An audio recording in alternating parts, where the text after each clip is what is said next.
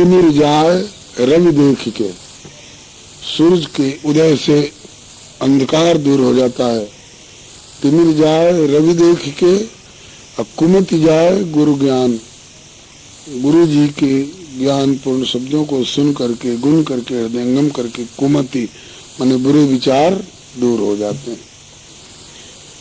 तिमिर जाए रवि देख के, कुमति जाए गुरु ज्ञान, सुमति जाए परलोभते। पराई वस्तु को किसी तरह से हथियाने के लिए मन में लोभ अगर आ गया तो समझिए कि हमारी सुमति सद्विचार दूर हो जाते हैं। तिमिर जाए रवि देख के, कुमति जाए गुरु ज्ञान, सुमित जाए परलोभते और भक्ति जाए अभिमान। अभिमान होने से भक्ति में कमजोरी आ जाती है, बल्कि प्राणी भक्ति से काफी दूर हो जाता है। रावण को अभिमान है, 1 लाख पूत, 1.25 लाख नाती, सोने की लंका, और मैं वेदों का भाष्यकार हूँ, मेरे 20 भुजा है, कुंभकर्ण जैसा मेरा भाई है, मेघनाथ जैसा मेरा बेटा है, कौन मेरे सामने टिक सकता है। ऐसा व्यक्ति संसार के किसी क्षेत्र में भी अगर अभिमान करता है तो भक्ति नहीं कर सकता है, भक्त हो ही नहीं सकता है। इसलिए जाति पात कुल धर्म बड़ाई, धन बल परिजन गुण चतुराई, इन सब बातों का अभिमान नहीं करना चाहिए। इतने तक कल आप लोगों को शरणागति की 6 शर्तें बताई गई थी। अब आज के लिए कहा गया था कि दीक्षा का भाव बताया जाएगा। दीक्षा में 2 शब्द हैं, देखने में 2 अक्षर लगते हैं, लेकिन ये एक एक अक्षर अपने में एक एक शब्द हैं, दी और क्षाा। दी कहते हैं गुरु जी ने दिव्य ज्ञान का दान दिया, इसलिए दी। दिव्य ज्ञान क्या है? इसमें 5 वस्तुओं का बोध कराना होता है, जिनको अर्थ पंचक कहा गया है सांप्रदायिक भाषा में। अर्थ पंचक, इसमें क्या क्या है? बोले प्राप्यस्य ब्रह्मणो रूपम, हम जिनको प्राप्त करना चाहते हैं उस पर ब्रह्म परमात्मा का क्या स्वरूप है, ये पहला है। अर्थ पंचक में से प्राप्यस्य ब्रह्मणो रूपम, जिनको हम प्राप्त करना चाहते हैं उस प्रभु का क्या स्वरूप है। वो निर्गुण है कि सगुण है, निराकार है कि साकार है, वो राम है कि कृष्ण है, नारायण है कि शिव है। इन स्वरूपों में आपस में कुछ भेद भी है क्या, या ये सब एक ही प्रभु के अनेक नाम हैं? उस प्रभु के कितने प्रकार के स्वरूप होते हैं, अभी मैं सूची दे रहा हूँ, उसकी व्याख्या बाद में की जाएगी। पहला है अर्थ पंचक में से, ये दिव्य ज्ञान है। पहला है प्राप्यस्य ब्रह्मणो रूपम, जिनको हम प्राप्त करना चाहते हैं वो हमारे प्रभु का क्या स्वरूप है।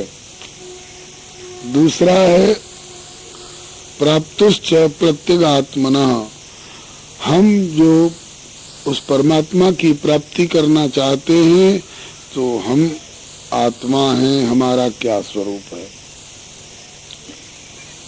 आत्मा का क्या स्वरूप है, आत्मा का क्या स्वरूप है, परमात्मा का क्या स्वरूप है। पंचक में से 2 बात बता दी ना, नाम बता रहे हैं अभी। अब तीसरा है प्राप्त्युपायम, श्री राधे। प्राप्त्युपायम,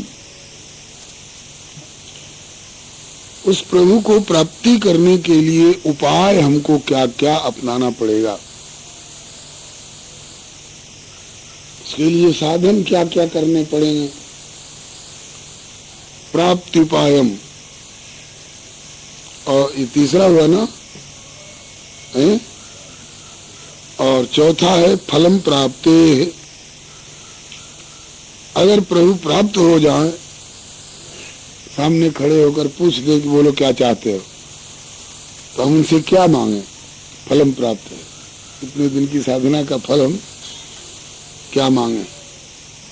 ईंट पत्थर मांगे कि सोना चांदी मांगे कि स्वर्ग और मोक्ष मांगे, कि रावण की तरह अवध्यता मांगे, कुंभकर्ण की तरह 6 महीने की नींद मांगे, कि भस्मासुर की तरह किसी को भस्म करने का वरदान मांगे। कुंभकर्ण ने 6 महीने की नींद मांगी। अगर उसने किसी बढ़िया गुरु जी से दीक्षा ली होती तो 6 महीने की नींद नहीं मांगता, यलाए बलाए। अगर भस्मासुर ने कहा, उस भस्मासुर से कहा भोलेनाथ ने, बोलो बेटा क्या चाहते? कहा कि यही वरदान दीजिए कि जिसके सिर पर मेरा हाथ चला जाए उसका सत्यानाश हो जाए। अगर ये भस्मासुर श्री हरे नमः, जय जय राम, श्री राम जय राम, जय जय राम, श्री भक्तवत्सल भगवान की जय। अर्थ पंचक बता रहे थे। पहला, परमात्मा का क्या स्वरूप है। दूसरा, आत्मा का क्या स्वरूप है। तीसरा, ये आत्मा परमात्मा को प्राप्त करना चाहे तो इसे क्या क्या उपाय करना चाहिए, उसके लिए क्या साधन अपनाना चाहिए। और प्रभु सामने आकर के पूछ दे कि क्या चाहते हो, तो उनसे हमें क्या मांगना चाहिए। ये फलम प्राप्त है, भक्ति का क्या फल हम मांगे। और ये चौथा हुआ ना। अब पांचवा है, तथा प्राप्ति विरोधी च। भगवत की प्राप्ति में कौन सा तत्व है जो विरोध डालता है, अड़ंगा डालता है। बहुत सारी बातें ऐसी हैं जो कि हम समझते नहीं हैं, और हमारी नासमझी के कारण एक तरफ से भजन भी करते जा रहे हैं और दूसरी तरफ से हमारा सारा भजन नष्ट भी होता जा रहा है। उदाहरण के लिए, आप 2 बीघा खेत की सिंचाई करने के लिए पंपिंग सेट चला दिए हैं, पानी निकल रहा है, गिर रहा है, जा रहा है। हम समझ रहे हैं कि हमारा 2 बीघा खेत पट गया होगा, और जाकर के देखें तो 2 बिलांद भी नहीं पटा है, 2 गज भी नहीं पटा है। अरे इतनी देर से पानी चल रहा था, पानी कहाँ गया? तो बत्ती जला करके देखें तो बीच की जो क्या मोरी थी, उसमें से एक जगह मेड़ उसकी टूट गई थी और सारा पानी परती में जा रहा था। असावधानी हो गई ना, सारा पानी परती में गया। तो पानी बेकार नहीं होगा, पानी तो पनपाएगा, लेकिन खेत में जाता तो खेत की फसल को पनपाता, और अब खेत में नहीं जा करके वो जा रहा है परती में, तो वहां के कांटे और घास वगैरह को पनपाएगा, जिससे हमें कोई लाभ नहीं। इसी तरह से भजन करते करते हम खूब भजन करते जा रहे हैं, लेकिन अगर हमको दुनियादारी की कोई कामना हो गई, अगर हमने वेद पुराण की निंदा में हम शामिल हो गए, किसी साधु संत की भक्ति की निंदा में शामिल हो गए, तो समझिए कि हमारी क्यारी फूट गई। सारा किया हुआ भजन हमारा परती में चला गया। वो पानी बेकार नहीं होगा, भजन बेकार नहीं होगा, वो पनपाएगा, लेकिन भक्ति को नहीं पनपा करके वो संसारी वासनाओं को पनपाएगा। इसलिए इस बातों में बहुत सावधान रहना चाहिए। नरसिंह जी को कितने दिन में भगवान का दर्शन हुआ था मालूम है? 7 दिन में, गिनती के 7 दिन। 7वें दिन उनको भगवान सामने खड़े हो गए। और नामदेव जी को 3 दिन में। ध्रुव जी को 6 महीने लगे थे भजन करके भगवान को पाने में, और हमको 6 साल हो गए भजन करते करते, अभी तक भगवान क्यों नहीं, सपने में भी क्यों नहीं मिले। इसका मतलब कि हमारे और भगवान के बीच में कोई एक ऐसा तत्व आ रहा है, विरोधी तत्व, जो हमारे भजन को नष्ट करता जा रहा है। कल की परसों उदाहरण दिया था ना कि बर्तन में वर्षा भी हुई, पानी आया भी, टिक भी गया, लेकिन थोड़ी देर में देखे तो खाली, क्यों? वो उसमें छेद हो गया, सब बह गया। अथवा छेद भी नहीं था, बह भी नहीं गया, रह भी गया, पीने लगे तो बदबू आने लगी उस पानी में। तो आकाश से बदबू वाला पानी तो बरसता नहीं है, लेकिन इसमें बदबू क्यों आ गई? बोले इसलिए कि हमने बर्तन अपना साफ नहीं किया था, उसमें कचरा पड़ा हुआ था। तो इन सब बातों के लिए सावधान रह करके, कल परसों 2 दिन में विरोधी तत्व तो बताया जा चुका है ना, है? विरोधी तत्व बताया जा चुका है, जिसको खडुदा शरणागति में प्रातिकूल्यस्य वर्जनम। तो इसी 5 वस्तुओं का ज्ञान करना चाहिए दीक्षा के समय में। इसी को दिव्य ज्ञान कहते हैं। इसकी चर्चा हम लोगों के प्रतिनिधि होकर के समस्त जीवों के आचार्य लक्ष्मण जी रामचरितमानस में पूछते हैं। रामचरितमानस रामायण पढ़ने सुनने का मौका मिलता अगर हो तो उसमें अरण्य कांड में प्रसंग आता है। लक्ष्मण जी जिज्ञासु होकर पूछ रहे हैं और राम जी उसका उत्तर दे रहे हैं। वहां शुद्ध अर्थ पंचक की ही चर्चा है। एक बार प्रभु सुख आसीना, लक्ष्मण बचन कहे छलहीना, सुर नर मुनि सचराचर साई, मैं पूछूं निज प्रभु की नाई। मैं कुछ पूछना चाहता हूँ प्रभु, वैसे तो आप सबके स्वामी हो, लेकिन मेरे तो निजी नजदीकी स्वामी हो, मैं तो बराबर आपकी सेवा में रहता। तो क्या सुनना चाहते हो लक्ष्मण? बोले मुझ समुझाई कहूँ सोई देवा, कि सब तज करो चरण रज सेवा। हे देव मुझे वही समझा करके कहिए जिससे सब से मुंह मोड़ करके और आपके चरण रज की सेवा करूं।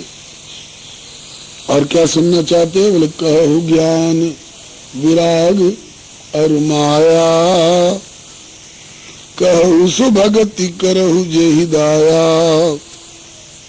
और क्या सुनना चाहते हो? बोले कि ईश्वर जीव भेद प्रभु सकल कहु समझाए। किस लिए सब सुनना, किस लिए चाहते हो? बोले जाते हो चरण रति, शोक मोह भ्रम जाए। इतने में ही अर्थ पंचक पूरा आ गया।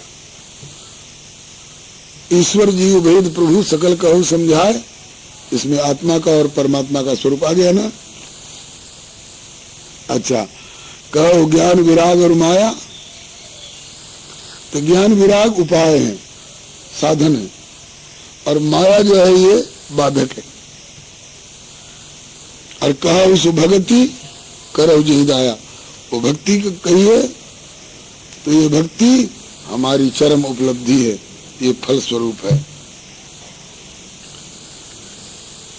तीर्थाटन साधन समुदायी, योग विराग ज्ञान निपुणाई, नाना कर्म धर्म व्रत दाना, संयम दम जप तप मखनाना, भूत दया द्विज गुरु सेवकाई, विद्या विनय विवेक बढ़ाई। ये जहाँ लग साधन, ये साधन है। जहाँ लग साधन वेद बखानी, सब कर फल हरि भगति भवानी। भगवान शंकर भगवान करे, हे देवी ये जो कुछ साधन किए जाते हैं, कोई तीर्थ जाता है, कोई व्रत करता है, कोई पूजा करता है, कोई पाठ करता है, कोई जप करता है, कोई ध्यान करता है, कोई योग साधना करता है, ये जो साधन किए जाते हैं किस लिए? 6 महीने की नींद मांगने के लिए नहीं, घर में धन हो जाए इसके लिए नहीं, बेटा को बेटा हो जाए इसके लिए नहीं। इन सब साधनों का असली फल क्या है? बोले सब कर फल हरि भगत भवानी। भगवान की भक्ति जो है वही सबका फल है। श्री हरे नमः। श्री सीताराम। श्री हरे नमः। तो यहाँ जो लक्ष्मण जी जो जिज्ञासा करते हैं, पूछते हैं, विशुद्ध अर्थ पंचक है वो। अभी तो केवल सूची दी जा रही है, अभी व्याख्या नहीं हो रही। व्याख्या अब होगी। अब अर्थ पंचक में आत्मा का स्वरूप क्या है और परमात्मा का स्वरूप क्या है, इसको समझने के लिए हम लोग आपस में विचार करें, हम लोगों में से किसी से परिचय पूछा जाए तो हम किसका परिचय देने लग जाते हैं? शरीर का परिचय देने लग जाते हैं। हम मर्द हैं, हम औरत हैं, हम ब्राह्मण हैं, हम क्षत्रिय हैं, हम वैश्य हैं, हम शूद्र हैं, हम बच्चे हैं, हम नौजवान हैं, हम बूढ़े हैं, हम गोरे हैं, हम काले हैं, हम मोटे हैं, हम पतले हैं, हम लंबे हैं, हम नाटे हैं।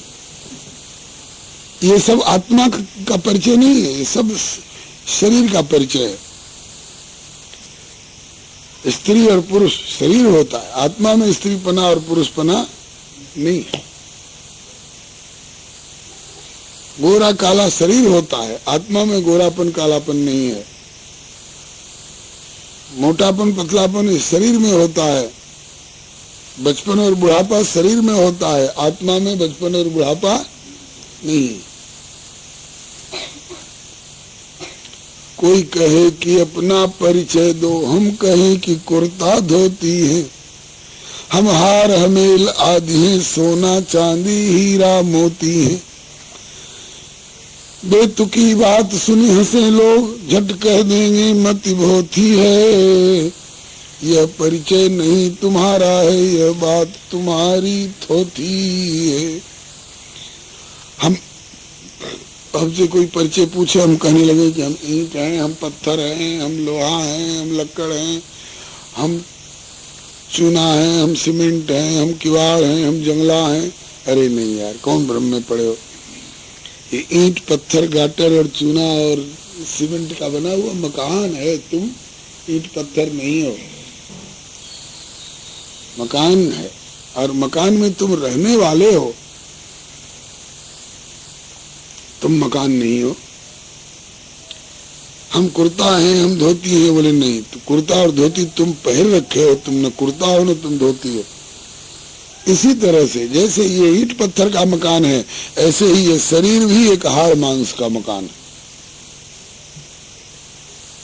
ये कुर्ता और धोती जैसे सूती रेशमी अथवा ऊनी कपड़े का सिलाया हुआ एक पोशाक है, ये ऊपर से पहरा गया है। हम न कुर्ता है, न धोती है, न साड़ी है, न लहंगा है, न फरिया है। तो हम ये पहरी हुई चीज है, हम पहनने वाले अलग हैं। ऐसे ही यह शरीर हमने धारण कर रखा है। हम इस शरीर रूपी मकान में रह रहे हैं, हम शरीर नहीं है। शरीर रूपी मकान अलग है, इसमें रहने वाले हम अलग हैं। तो हम कौन है? हम आत्मा है, हम जीवात्मा हैं, हम परमात्मा के अंश हैं। ईश्वर अंश जीव अविनाशी, चेतन अमल सहज सुखराशि। अरे जीव, तेरी नस्ल मां ही संदेह नहीं, बहुत बढ़िया नस्ल का है तू। ये चाहे आदमी के शरीर में हो, चाहे सुअर कुत्ते के शरीर में हो, आत्मा सब परमात्मा का अंश है। आत्मा का एक ही परिचय है। तेरी नस्ल मां ही संदेह नहीं, नर भया कुसंगति कच्चा। अपने घर की याद करो, तू नारायण का बच्चा। तू नारायण का बच्चा है, सुअर का बच्चा नहीं है, आदमी का बच्चा नहीं है, तू नारायण का बच्चा है। शरीर तो किसी का बच्चा हो सकता है, लेकिन आत्मा परमात्मा का है। क्यों बना भिखारी भटकत द्वारे द्वार रे परदेसी। तू तो जगत पिता का प्यारा राजकुमार रे परदेसी। ईश्वर अंश शुद्ध चैतन्य, अनूप अमल अज अविनाशी। क्षुधा पिपासा जरा मरण दुख रहित, सहज ही सुख राशि। बंधन रहित असीम शक्ति संपन्न, दिव्य गुण प्रकाशी। लेकिन अहंकार वश मोहग्रस्त हो, आए पड़ा जम की फांसी। और मनमानी करके खोया निज अधिकार रे परदेसी। तू जगत पिता का प्यारा राजकुमार रे परदेसी। अब हमारी तो बात बिगड़ चुकी है। हम अपने ईश्वर के राजकुमार पने को खो करके और संसार में भिखमंगीपना हम अपना लिए हैं।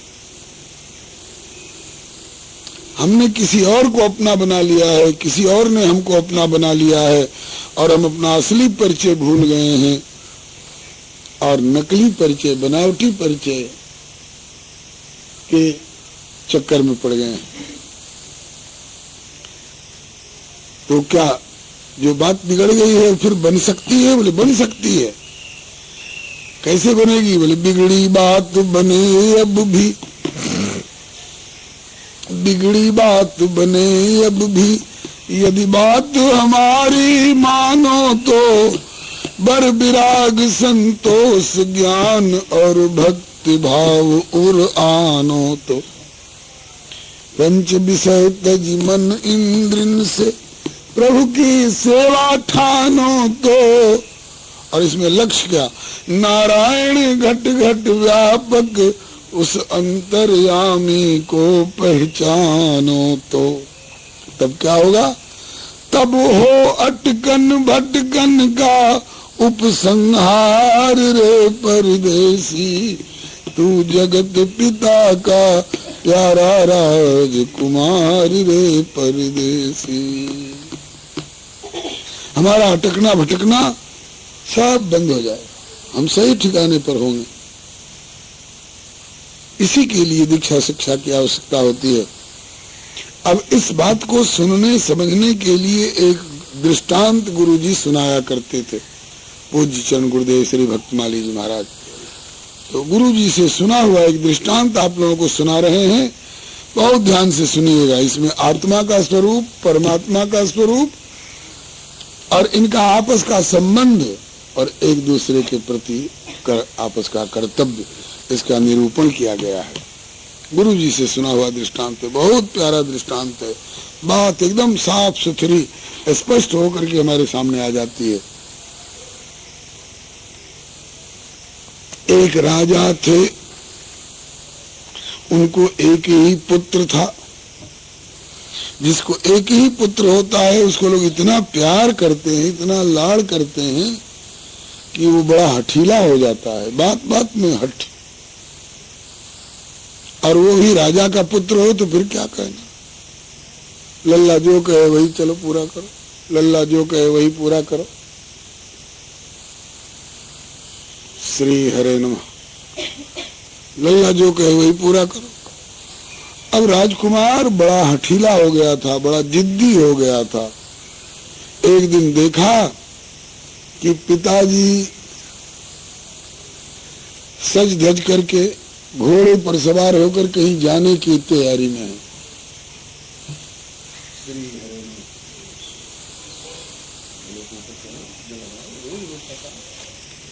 श्री हरे नमः। राम जय राम जय जय राम, श्री राम जय राम जय जय राम, श्री राम कृष्ण भगवान की जय। बता रहे थे एक राजा थे, उनको एक ही पुत्र था, बड़ा हठीला हो गया था, बात बात में जिद कर लेता था। एक दिन राजा जी सज धज करके घोड़े पर सवार होकर जंगल जाने को तैयार हुए। तब तक वो राजकुमार, वो बच्चा हट पड़ गया, पिताजी मैं भी चलूंगा।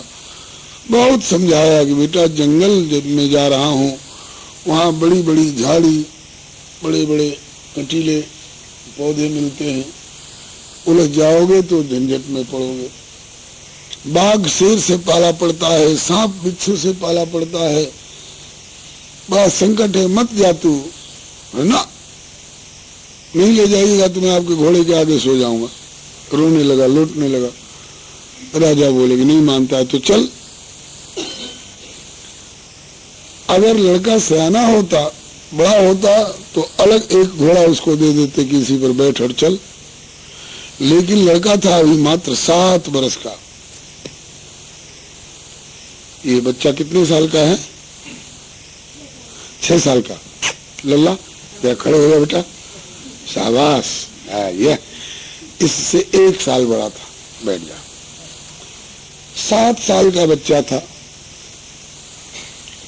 बालक घोड़ा को संभाल नहीं सकता था, इसलिए पिताजी बोले कि इसी घोड़े की पीठ पर मैं थोड़ा आगे खिसक कर बैठता हूँ, तो मेरे पीछे बैठ जा और मेरी कमर पकड़ ले, कमर पकड़े रहना, कमर छूटेगी तो गिरने का डर रहेगा।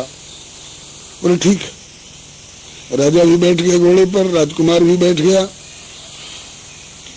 बहुत दूर जंगल में चले गए, बहुत दूर तक जंगल में प्रवेश करते गए, जिधर देखो जंगल ही जंगल। इसी बीच में आकाश में थोड़े थोड़े बादल आने लगे। बादलों को देख करके मोर नाचते हैं, उन्हें बड़ी मस्ती आती है, नाचने लग जाते हैं। वहां जंगल में मोर बहुत थे, 2 4 10 नहीं, सैकड़ों की संख्या में। तो उन आए हुए आकाश के बादलों को देखकर मोर पंख फैला फैला कर नाचने लग गए। उस राजकुमार ने कभी जीवन में मोर देखा नहीं था, मोर का चित्र देखा था कागज पर, किताब में। आज मोर देखे, जीवित मोर देखे, और बहुसंख्यक सैकड़ों, और वो भी नाचते हुए। तो खुशी में इतना भर गया कि भूल गया कि मैं घोड़े की पीठ पर हूं।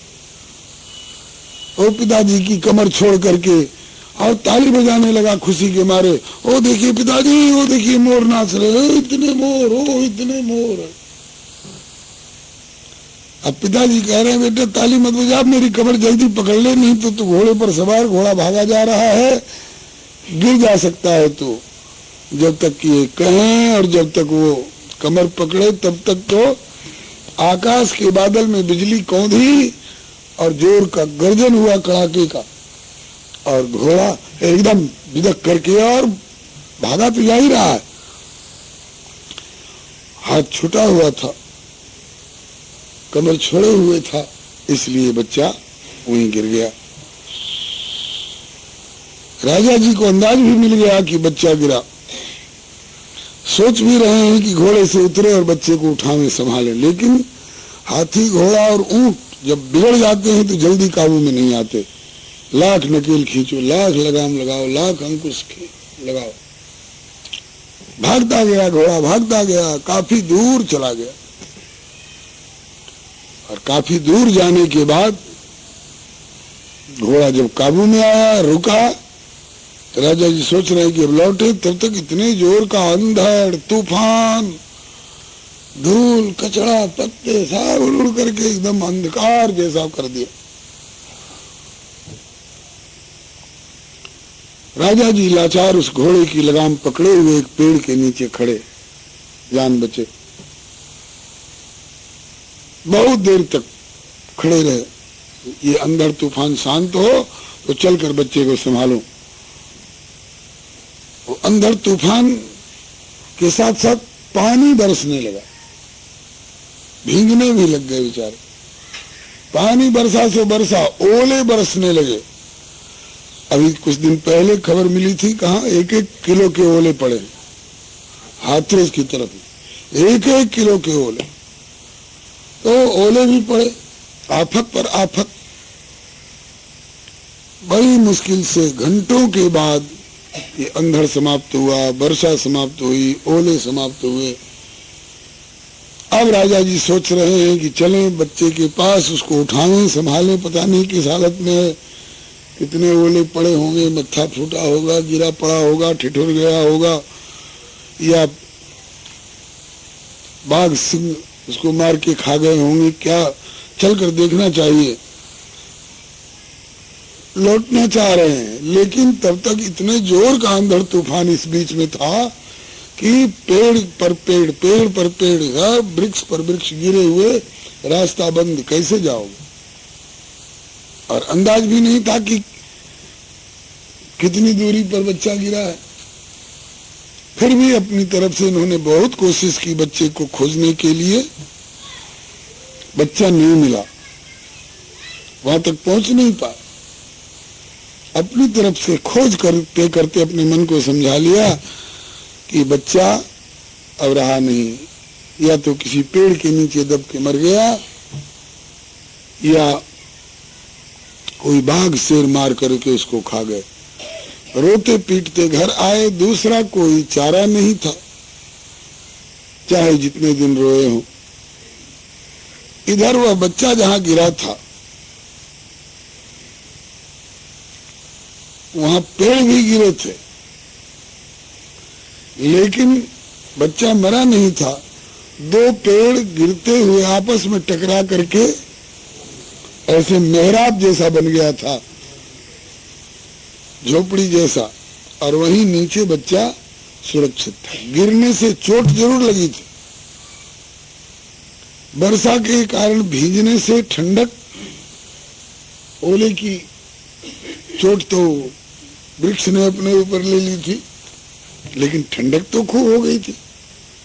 कांप रहा था, भूख के मारे बेचैन, कोई अपना कहलाने वाला दिखाई नहीं पड़ रहा है तो डर के मारे भयभीत घबराहट में पड़ा हुआ। अपने पिताजी तो पहुंच नहीं पाए वहां तक, राजा जी घूमते फिरते उसी समय में शिकार की खोज करते हुए एक भील भीलनी पति पत्नी वहां पहुंच गए। संजोग की बात कि उस भील भीलनी को कोई संतान नहीं थी,